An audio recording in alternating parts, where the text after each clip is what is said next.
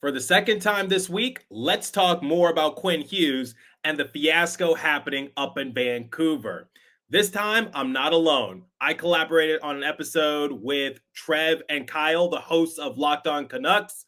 We talked about potential trade packages, what's going on in Vancouver, and the controversial comments made by Jim Rutherford.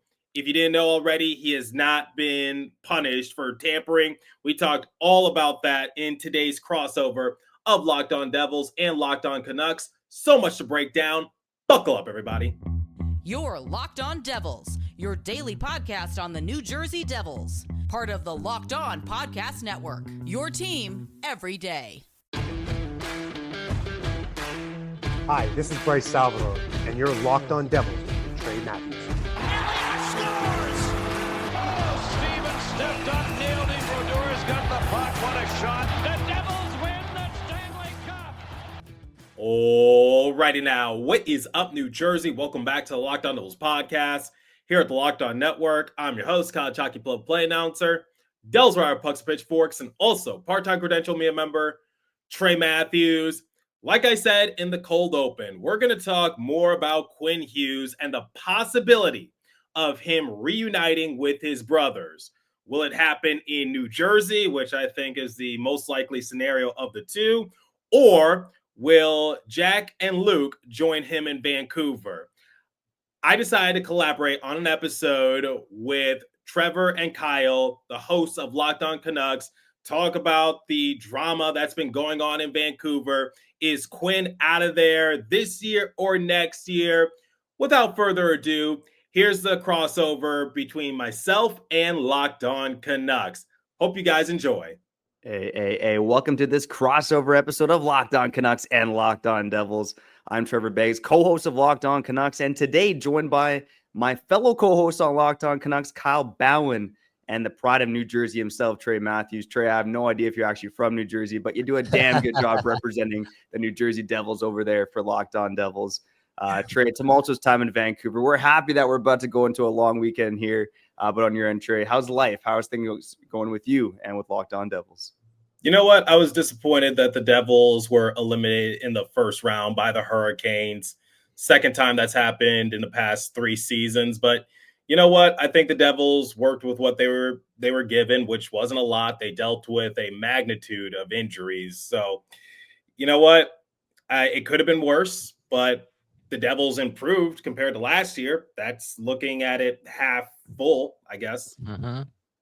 Yeah, and it was a messy season for the Devils last year, of course. But like you alluded to now, Trey, a lot of injuries going on. So, really, of course, we're going to get into all the Quinn Hughes talk, the Hughes Bull talk here on the crossover episode. But I wanted to preface first by just digging into the postseason autopsy for the New Jersey Devils. Because, when Kyle and I listened into that press conference as outsiders, it sounded like the Devils brass weren't too happy with how things went last season. But maybe for our Locked On Canucks listeners, can you tell us a bit about what happened in the postseason presser with Tom Fitzgerald and Sheldon Keefe?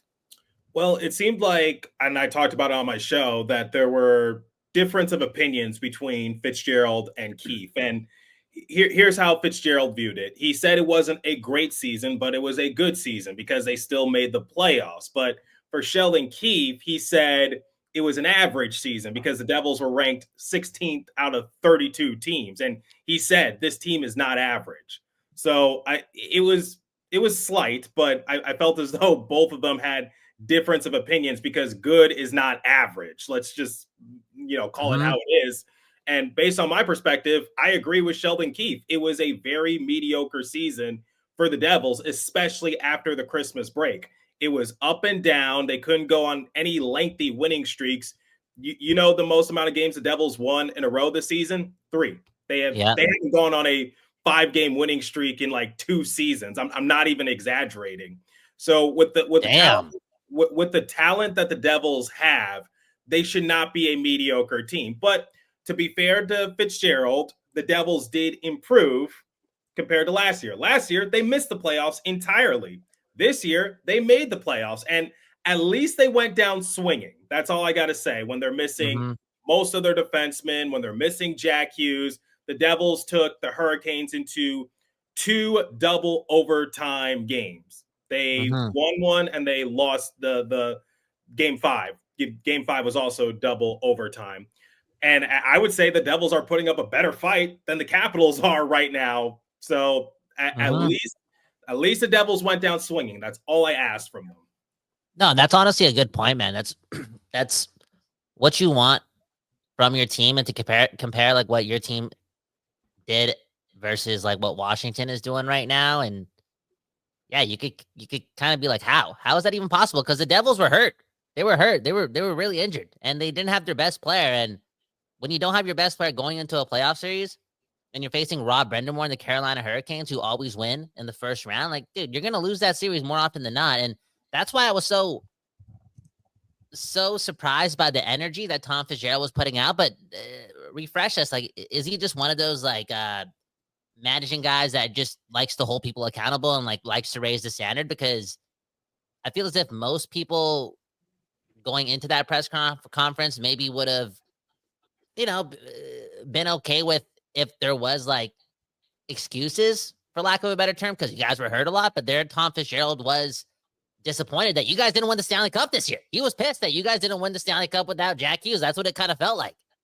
Well, it's kind of hard because a few months ago, he said after the trade deadline that the Devils came in second for a particular player. We don't know who he came in second for, but the Devils didn't make the splashy move at the trade deadline like they wanted to. During his exit interview, he said, we're not going to run it back with the same group. Just wasn't good enough. Now, that doesn't mean he's going to blow it up. That does not mean he's going to trade away the core. I see your eyebrows, not happening. I listened to that episode, and I want to talk to you about it. But anyway, the core is going to stay intact. But I think what he means is like players like Tomas Tatar, Curtis Lazar, Nathan Bashin. They might need to say a prayer because I don't think they're coming back to the Devils. Yeah, and it was interesting looking at these two teams this season, Trey, because I feel like they had opposite issues entirely where, the Canucks actually, I think they have a decent amount of depth, but they got no star power, especially on offense, right? Quinn Hughes is the exception in Vancouver. And it really felt like with the Devils this season, they had the star power up front, and even in the playoffs, right? It was Hischier and Meyer really leading the charge. Of course, Jack Hughes out there. And Brad as well. Like, those 4 dogs on offense doing their thing. Jack Hughes when he was healthy. But at the depth, really in the playoffs, it wasn't quite there as much either. So, star power matters more than depth at the end of the day, which is, I think a big reason why the Devils finished ahead of the Canucks in the standings. But, how much of a priority is that in the offseason for the Devils to improve the depth of their team? Well, it's very important. And I think the Devils are still trying to replace the goal scoring capabilities of Tyler Toffoli, because Toffoli was with the Devils for half a season, but he was an X factor piece. I know at the time before he was dealt away, he was leading the team in goals, but he was not the go-to player. It was Jack Hughes, Jesper Bratt, Timo Meier, Nico Hischier. Once again, those are the core players for the Devils, but who really put their offense over the edge? It was Tyler Toffoli. Yes, he wasn't the fastest skater. He wasn't the most physical, but he was very intelligent. He knew where to place himself. He knew how to get himself into certain scoring opportunities, and it showed. So I think one of the reasons why the Devils offense took a bit of a spiral this season is because they're still trying to replace Tyler Toffoli. And what is scoring? Like, what is depth scoring? Fitzy even asked that question during his press conference, which I don't think sit too well with the Devils discourse. But basically, from my perspective, is like outside of your core players, who can you rely on to score night in and night out, and at the same time not go on lengthy cold streaks? So Stefan Nason, one of the best net front guys in the league, he had a career high in goals. He's good. Curtis Lazar, or no, I'm not Curtis Lazar, Paul Cotter, he had a career high in goals. So by that logic, you're like, well, that's depth scoring right there. But here's the thing.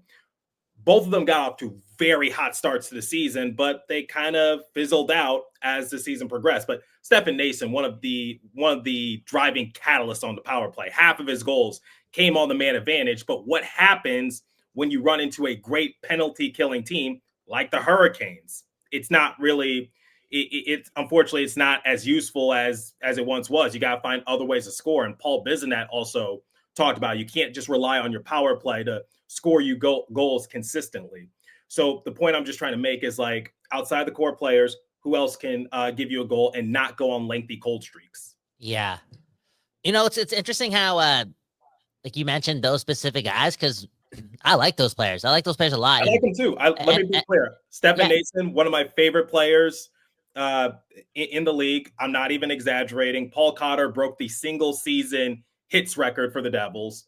Yeah, and he's got so much skill too, and there's like a little bit of untapped potential there. And again, we definitely exaggerated the energy coming out of Tom Fitzgerald, because he did mention the whole thing about the depth, and you could kind of tell that he was just really talking about changing, like, I guess, the look of the bottom six and whatnot. And it's it leads me to this, and I guess this is like a Canucks Devils a collaboration here. We got to talk about it. I feel as if a guy that you guys should target if the Canucks don't bring him back is Pius Suter. I don't know how much you know about him, but he just seems as if he seems like a New Jersey Devil already to me. So the whole depth thing, honestly, at the end of our little episode about Jack Hughes a couple weeks ago, Luke Hughes and Duncan to Vancouver, we did say it, like there's no chance of those big moves happening. But if the Devils do fix their bottom six, which they're not too far away from doing, like, dude, things could be really, really good for you. And that's mainly also because you got Jacob Markstrom. There's a Canuck relation there. I know he was not consistent the whole time, right? But it's kind of hard to do that for any goalie in the NHL. How was the Jacob Markstrom experience this season?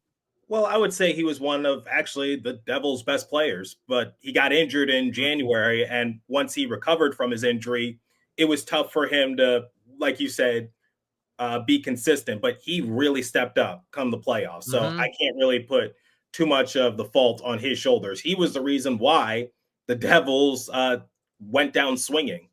So, yeah, I mean, we'll see what happens. But you mentioned Suter. We've actually talked about him before in the Pucks and Pitchforks group chat. It's the site where I also cover the Devils. Awesome. He's a Swiss player, so he would fit right in with the Devils because there you go. Because the Devils already have Hischier, Meyer, Siegenthaler. And the thing about Suter is that he had 25 goals this past season. I think that can definitely be an option right there. But the question is, how much is he going to ask for? $4 million. Between $4 and $5 million, probably.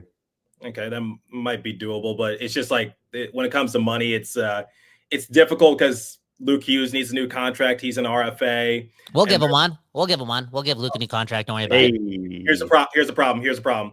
No team can give Luke an offer sheet. He doesn't know. We know. Kyle, you're being so nice to Trey here, being like, oh, what a great season. Have a little Pius Suter. I was going to take the angle of the New Jersey Devils need depth, and they got to trade Jack Luke Hughes to improve that depth. Okay, Kyle, that's the angle you got to take here. No, that makes them worse. But anyway, I do want to ask you guys this.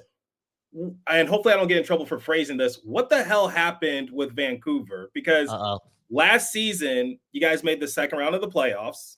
And I was saying this is probably one of the best up-and-coming teams in the league. Quinn Hughes, Norris Trophy winner, JT Miller, Elias Pettersson, Brock Besser. What happened? Oh man, you know what, Kyle? I'm gonna leave that one to you, Kyle. You collect your thoughts. Let's pause for a quick break here, man, because this boils my blood. There's too much that happened this season, a lot of scar tissue. Let's cut to break here. Hop back into the side here on Locked On Canucks and Locked On Devils, the crossover, baby. If you're looking for playoff tickets to see the Vancouver Canucks or the New Jersey Devils, oh wait. Well, at least you got some playoff games for the New Jersey Devils. But hey, at least the NFL schedule is out now. Trey, are you an NFL guy at all? I am. I Giants? like Lions, actually. Grew up in Michigan. Okay. All right. Life's good for Trey. Cheering for the Detroit Lions and not the New York Giants. Well, NFL tickets now out. If you want to catch a Detroit Lions game, a Seattle Seahawks game, or you got Kyle's Green Bay Packers, make sure you go get those tickets over on Game Time. And that Game Time is the place to go because they got the lowest price guarantee, baby. And also what I love about Game Time, you can save huge with zone deals. They pick the best seats in the house for you at the lowest price. And when you're on that Game Time app, you can see the exact seat view from your seat, giving you total confidence at checkout, okay? Game Time, they make scoring NFL tickets just as easy, okay? And on Game Time, you'll find great NFL seats for as low as $100 US, thanks to exclusive discounts. So take the guesswork out of buying tickets with Game Time. Go download that Game Time app, create an account, and use code LOCKEDONNHL for $20 off your first purchase. Terms apply. Again, create an account and redeem code LOCKEDONNHL for $20 off. Download Game Time today. Last minute tickets, lowest price, guaranteed.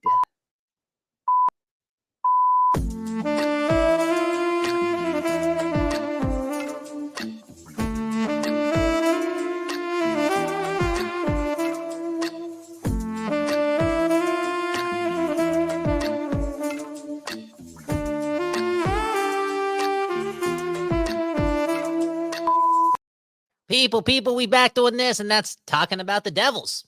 The Illuminati. No, not the Illuminati, the hockey team. We're talking about the Canucks, too. And we're talking about the Hughes brothers and whatnot, and how some Devils fans are mad at Trevor and I for, I don't know, looking out for ourselves.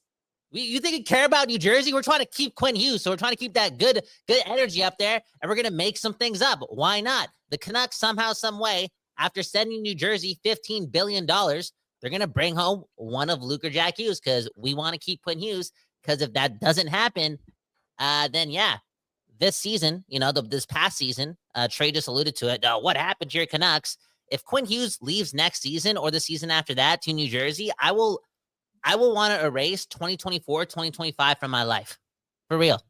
Honestly. Because this shouldn't have happened, but it happened, and it all happened while we have a generational player in Quinn Hughes playing on our team. And it's a damn shame, Trevor. You obviously, it. I'm still not over it, right? Yet yesterday, the Oilers, they made the Western Conference Finals. What are the chances that happens on the day that we hired Adam Foote as our head? Life, baby. That's life, Trevor. Yeah, that's life in Vancouver. And Trey, to answer your question, what happened to the Canucks this season? I'm not sure. What didn't happen? Everything happened. What didn't happen? Yeah, you could phrase it that way, but really, it was the story that you and I talked about back in January. It was the Elias Pettersson, JT Miller situation coming to a head. And look, the path for the Canucks to be a Stanley Cup contender hinged on the fact that you had two number one centers on your hockey team. And then all of a sudden, you get one of those guys playing like Philip Deneau, and the other guy who was checked out for half the games he was here this season in JT Miller. And look, we've gotten some more insight on what's happened since then. Pettersson coming into camp out of shape, JT Miller being one of the older guys on the team, not having as many kicks at the can for the Stanley Cup, being frustrated about that, right? And maybe pushing Pettersson and maybe pushing him too hard to get back to where he was. So that's where it all really fell off the rails for your Vancouver Canucks. And the other big thing for me, Trey, was just the injuries this season as well. Last season, the Canucks, or in the 2023-24 season, I should say, the Canucks were extremely healthy, right? You had Demko. He missed some time towards the end of the season once they'd already locked things up. But for the most part, he was healthy in the regular season.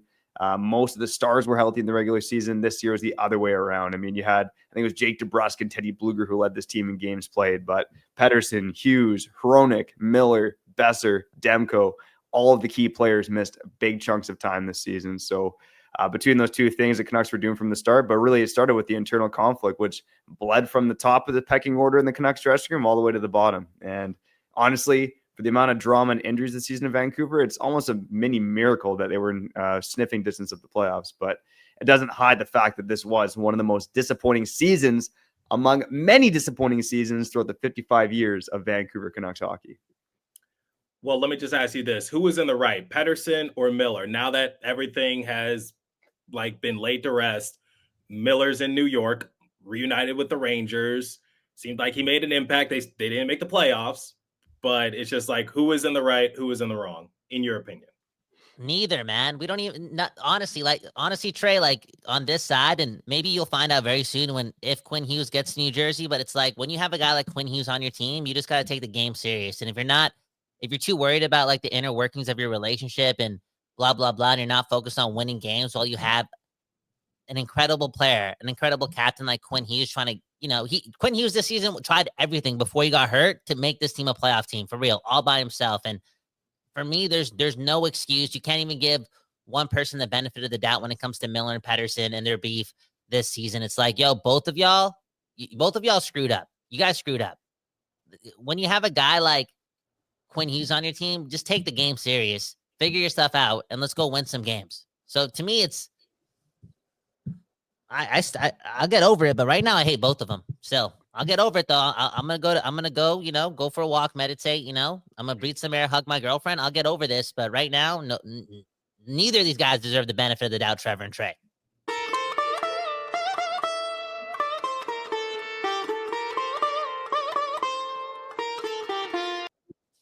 Yeah, I mean, to be honest, Trey, it's I side with Kyle. I mean, we wouldn't even be having this potential conversation about Quinn Hughes going to New Jersey if those guys got their heads out of their own asses and just played hockey, right? We would not even be having this conversation right now. But instead, here we are. Not that we're not happy to see you, but here we are talking about Quinn Hughes potentially going to the New Jersey Devils. Or hey, maybe it's the other way around. Hey, Trey. I'm going to save you some time. I don't see any scenario where one or both those Hughes brothers join Quinn in Vancouver. But I did want to mention this. I talked about it on my show just a couple days ago. Jim Rutherford's idiotic comments, with all due respect.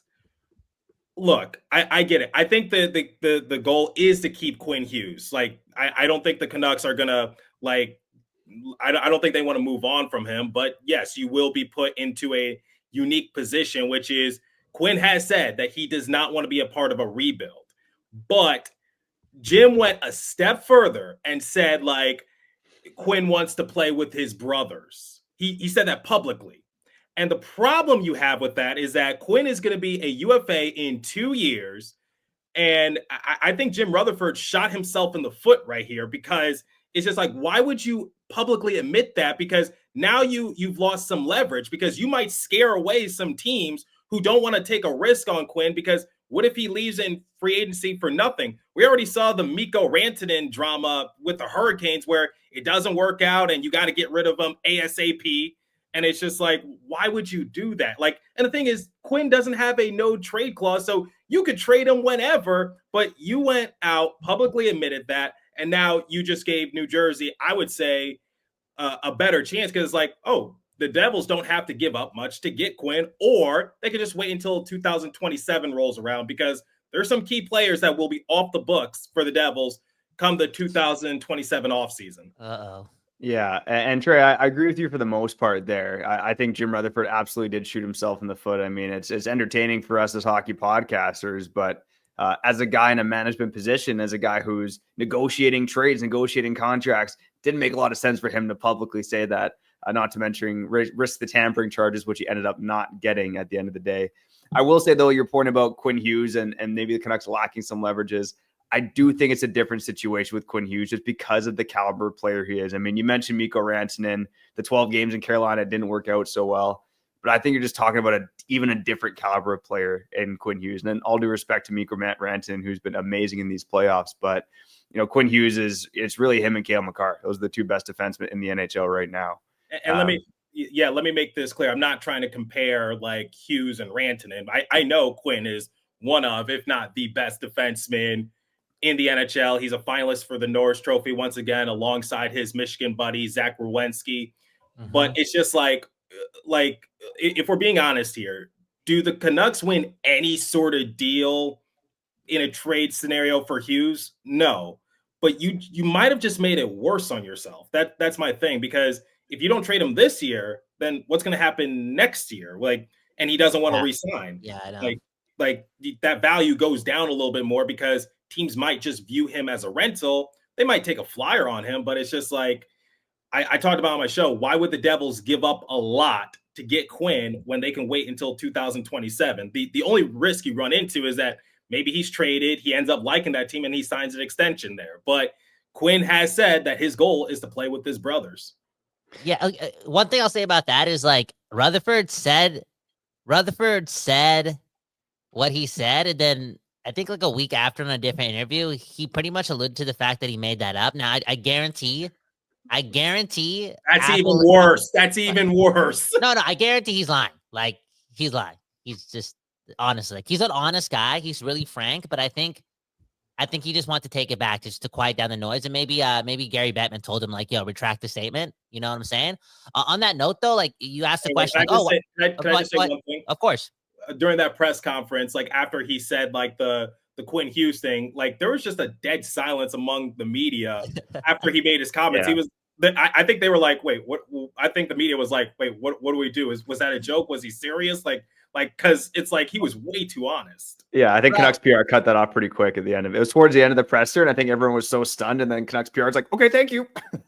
Dude, you got to watch that. He's actually pure comedy, man. Like I was actually thinking about this yesterday because I was listening to another interview with him because I'm actually pretty fascinated with Jim Rutherford. I think he's like won Stanley Cups and whatnot, and right now he's old and maybe a little senile. I don't know. Who knows? But he's cool. He's a cool guy. He's entertaining. I'm not gonna lie. I gotta listen to that guy speak all day. On that note, though, you did mention why would the Devils trade for him now when they can wait for a couple of years to get him for free, quote unquote? It's like if I'm the Devils and I'm Tom Fitzgerald, I'm still willing to give up the most right now just because you have Quinn Hughes for 2 more years at this age, at 25 years old. Like, I don't know if everyone, I still don't know this, and maybe you watch a lot of Quinn Hughes because you got Jack and Luke on your team, and like maybe you're connected to the Hughes, like the Hughes aura like that, and you want to see it all happen. But if I'm any team, I'm not waiting for 2027 to get a guy for free when he's that good. Like, yo, just get him now and try to win now because he's uber serious. Like, he's a super serious competitor. He's such a good captain, such a good leader. Again, I'll say it again, uber serious. He always gets better. He's so talented. And in my opinion, he's generational. And if the New Jersey Devils, they give up a lot for him right now this summer, let's say, and I keep bringing up this joke, but I think it's the truth. Elias Pettersson, let's say he's not working out and he doesn't look any stronger come like June. Maybe this team's like, you know what? We're not going to win next year. Let's just start the rebuild now. Let's just trade Quinn Hughes. I don't know. Let's say you guys trade for him and you guys give up a lot. It might hurt initially because you're like, oh, we could have gotten him for free. Why did we give up the extra first round pick? Or why did we give away our top prospect? Blah, blah, blah. And I think in a month, you'll be like, oh, never mind. Because now we got this guy for 24 extra months in this thing called my life. And within those 2 years, 2026, 2025, 2026, 2026, 2027, you guys become, cup favorites because he's that good. He's that good. Like, damn good. He is really good. But my thing is, like, what would the trade package look like? If it's the right trade package, then sure. But what does that look like? That's my question. Because I saw Larry Brooks put out a hypothetical trade package. I don't know if you guys saw it, but I did, yeah. My Twitter was blown up with notifications as soon as I put that out. I had to remind everyone, this is not my trade package. So Dawson Mercer, a first-round pick, I think that's a given. One of Seamus Casey or Shimo Nemitz, and one of Anton Salayev or Arseny Gritsyuk. I'm just like, I mean, the 2 Russians, that might be a lot. Seamus Casey or Shimo Nemitz, I don't really know, because it's like, let's look at another example, shall we? My bosses over at Pucks and Pitchforks brought this up. Do you think that's more or less than what Ottawa got in the Erik Karlsson trade a few years ago? Is that more or less?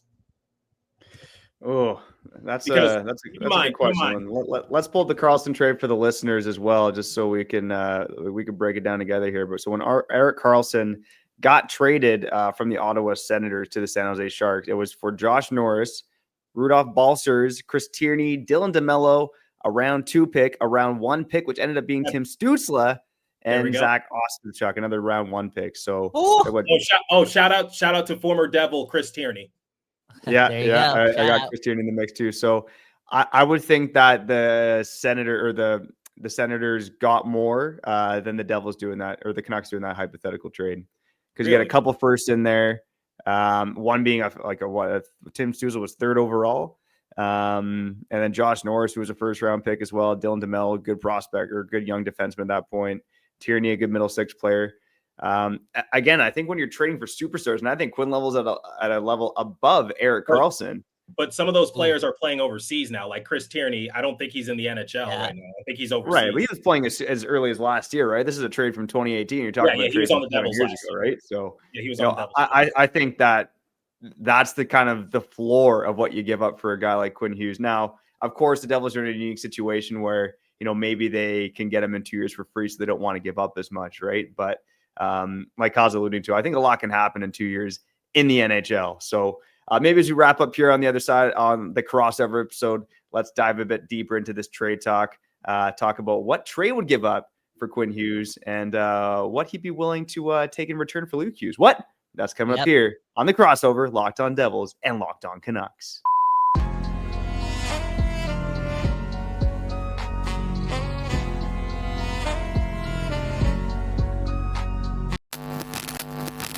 Okay, we back doing this, talking about the Devils, talking about the Canucks, talking about the Hughes brothers with Trey and Trevor and Kyle. And let's get right into this, man. How about this proposal, okay? If we're going to trade Quinn Hughes to the Devils, give us Luke. No. What? Not going to happen. Dude, you got to, yo. I know.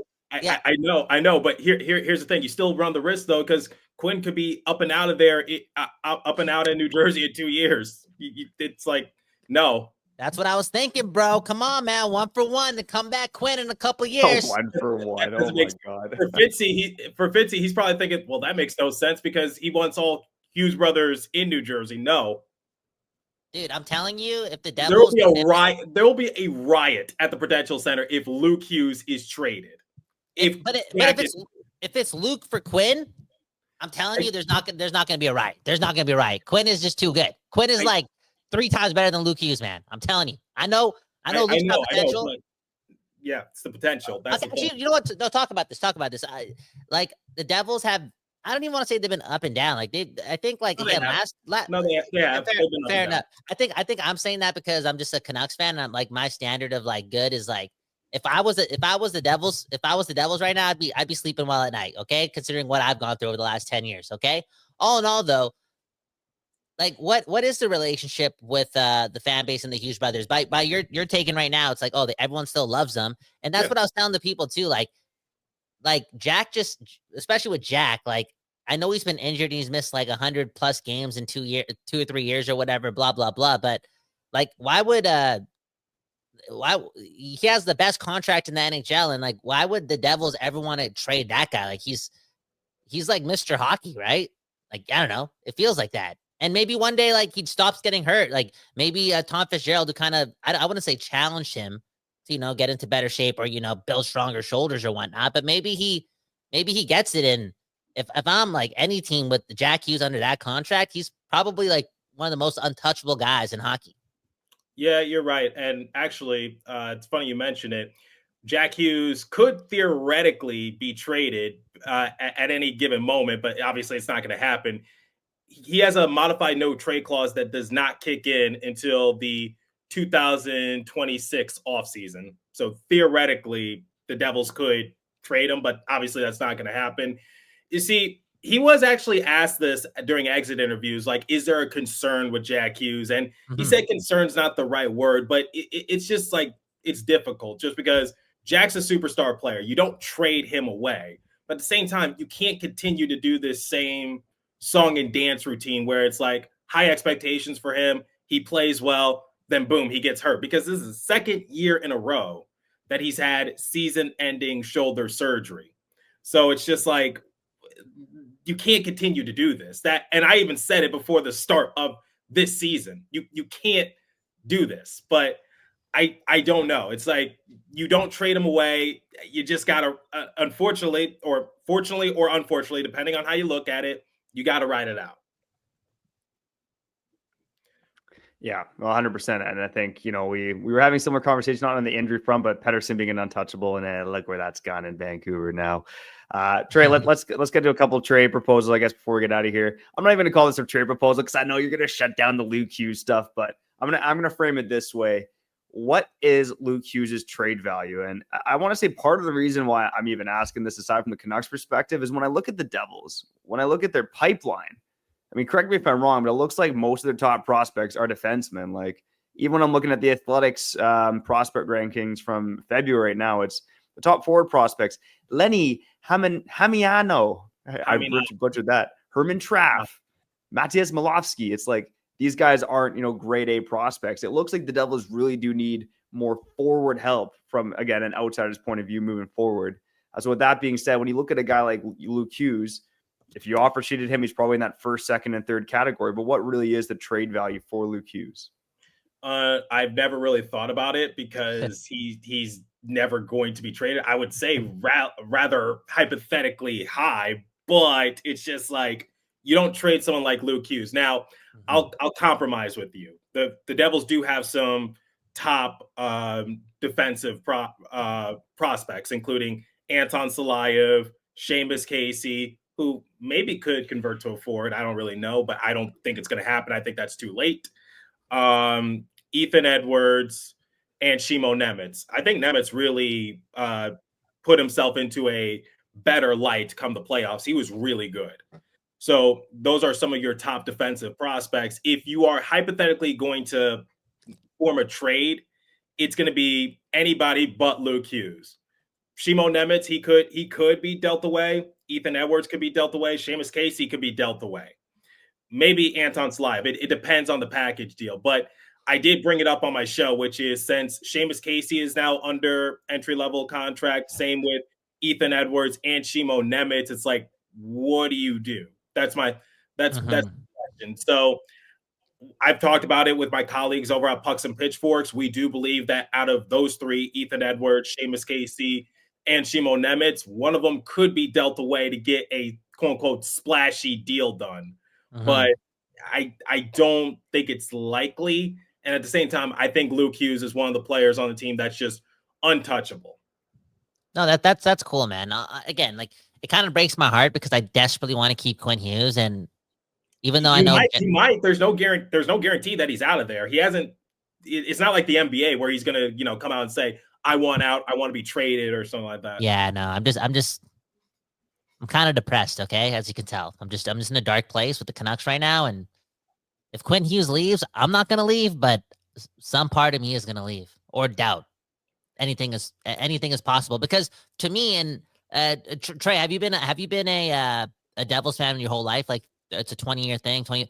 Okay, so for me, it's like, well, I'm 25, so not really, but so you've been a fan for 30 years. Okay, for me, it's like it's like the Scott Neidermayer thing. When I see Quinn Hughes, and even though I think Quinn Hughes, even though when I see Quinn Hughes, I think he's more offensively talented than Scott Neidermayer, but just their demeanors are so similar. I'm telling you, bro. I'm telling you. And it's like, it's a scary thing to say. Maybe Trevor's going to have to close down the show before I say this. It would be ironic. It would be ironic, not just because of the whole like trifecta Hughes thing happening in the Illuminati capital of the world, New Jersey Devils, but it's like, yo, this is Scott Neidermayer 2.0, for real. And he gets to the Devils, boom, bam.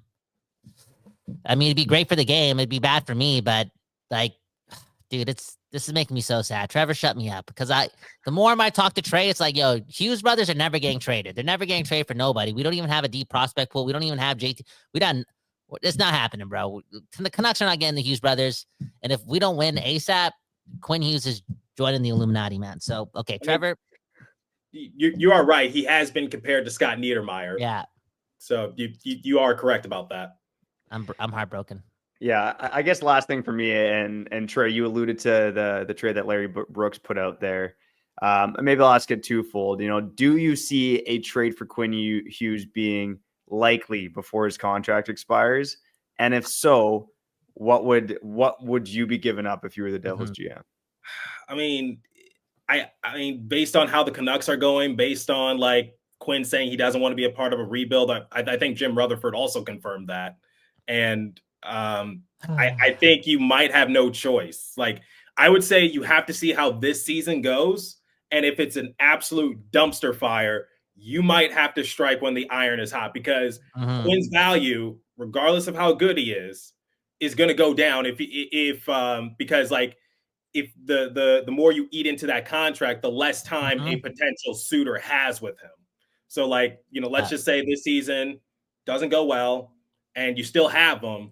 He has 1 year remaining on his contract and there's no guarantee that he's going to sign an extension with whatever team you trade him to. So that value might go down a little bit. So it's why I said earlier in the show, any trade scenario you might have for Quinn Hughes, no matter how good he is, you might end up losing it. Well, you never know. But I would say this: if the Devils were to make a trade for Quinn right here, right now, I think Dawson Mercer will be included. That's a given. A first-round pick, definitely. Maybe a prospect. You could pick or choose. I don't think the Devils are going to look to trade away any of their talents from Russia, including Anton Salayev, Arseny Gritsyuk, or Mike Yegorov. I don't think the Devils are going to part ways with any of their Russian players. Some people have said, like, maybe Dougie Hamilton, but he has a no movement clause. Andre Palat has a no movement clause. So I know this is not what Canucks fans want to hear, but it's just like there's no way Fitzy is going to part ways with players like Jesper Bratt or Nico Hischier for a player that's going to be a UFA in 2 years. And to add insult to injury, in 2027, here's who's going to be UFAs for the Devils. Andre Palat, his 5-year, $30 million contract off the table. Brendan Dillon, his 3-year, $12 million contract off the table. Nico Hischier, his 7-year, $50.75 million deal off the table, but the Devils are going to work on an extension with them. I don't think that's anything to worry about, but I'm just stating a fact. Dougie Hamilton, final year of his lengthy contract. Jonas Siegenthaler, final year of his lengthy contract. So it's just like the money will, I say, go up for the Devils. The cap is also going to go up. So I'm sorry, Canucks fans. This is not. I know this is not what you want to hear. Yeah, but the reality of it is like trades are an investment. It's buddy, it's a business. It's a business, and now that you broke down all that math, I feel like y'all already knew you guys were getting Quinn Hughes in 2027, man. Based on all these all these things you're talking about, this is crazy, man. I'm scared. I'm scared for my life. This was the scariest conversation I had in my hockey conversation I had in my life, and I'm sorry to my soul, man. I'm sorry to the people that got to hang out with me today. Thanks, Trey. Thanks, buddy. I don't know if to say you're welcome or not, because I don't want to come off as a smart ass. He's wearing the Canada hat. Maybe he's trying to make it up to us that way, Kyle. Dude. But I love Canada. I love Canada. Can I say a couple more things just before, quickly? Okay, so honestly, Trey, like if you guys get Pius Suter, I'm telling you guys are gonna love him because he's super smart and he's a good penalty killer. And I don't know if he's gonna get 25 for you, but something always tells me he's going to get like 17 or 18, and he's good in the playoffs, in my opinion. And then the second thing, if he can spread out that scoring, then that's good. Whatever, right? And then the second thing I want to say is, Jesper Bratt might be like by far and away the most underrated player in hockey. Like, what a talent! He might be Sweden's best forward. Like, he's so damn good. And yeah, if you guys get Quinn Hughes and like keep all the pieces at the top, bro, you guys are. That's why you trade for him now. You know what I'm saying? Or maybe at the deadline next year. Like, I know you can get him for free, but it's like, y'all can win the cup now. And well, I'm sorry, Canucks fans. We've been having that conversation for past couple of years. Like, if the Devils got more physicality and a better goalie, they'll be cup contenders. They did so. Still some work to be done. Yeah, 100%. I think my closing thoughts here are, the Canucks, again, better win this season because, we talked about it on our show, Trey, but if the Canucks do have a bad season, the most you're going to get for Quinn Hughes is at the March 2026 trade deadline. And I think his value will be higher than what you're alluding to. You talk about Mercer, the first, and a prospect. Like that's more or less what Brock. Let me be clear. That's just a starting point. I'm not saying that's the final package. I don't need any angry Canucks fans coming at me, but you're not going to get Hischier, Bratt, or one of the Hughes brothers. Yeah, and I think, you look at that package as a start, like you're saying. I mean, that's more or less what Brock Nelson got at the deadline. And, 2 years of Quinn Hughes, one of the best defensemen in the NHL, will get the Canucks a lot. But, of course, we hope we aren't in that conversation. Will we be? Time will tell under the new tutelage of Adam Foote. More on that on Locked On Canucks. But, Trey, appreciate you hopping on. Good to see you, as much as this has been a bit of a depressing convetion for Kyle. It was depressing. I feel better, but thank you guys. One love to you, Trey. Shout out to Locked On Devils, all the listeners over there. Shout out to Locked On Canucks. For all our shows, make sure you go subscribe and like them on YouTube, on the podcast side. Go follow them, leave a 5-star review, and make sure you check out the Locked On NHL show as well. On behalf of all of us, I'm Trevor Beggs, my co-host Kyle Bhawan, Trey Matthews from Locked On Devils. We appreciate you tuning in to the crossover episode here, Locked On Canucks and Locked On Devils.